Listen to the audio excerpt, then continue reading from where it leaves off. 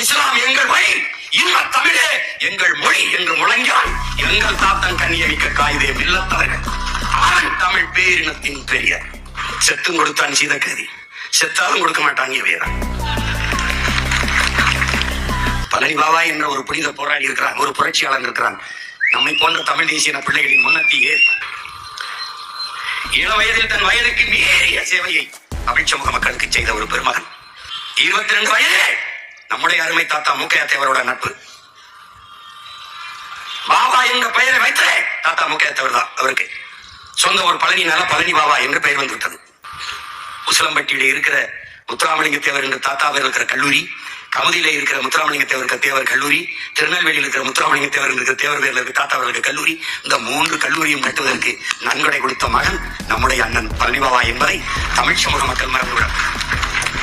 ஐயா பெரியாரையும் அண்ணன் அம்பேத்கரையும் ஏற்காதவனை நீ ஏற்காதே என்று சொல்லிவிட்டார் அண்ணன் பழனி பாபா என்று. நாங்களும் இதை பேசி தெரிந்த பிள்ளைகள் தான்.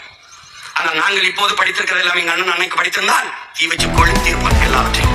ஆனால் அதே பழனி பாபா மாகாணம் உள்ள ஒரு தமிழன் திமுகவுக்கு ஓட்டு போடுவானாடா என்று கேட்டான். அதையும் சொல்லு. எப்ப சொன்னான்? கடைசி காலத்தில் சொன்னான். எவ்வளவு வழியோட சொன்னா அதையும் சொல்லு. அதையும் சொல்ல மாட்டேன்.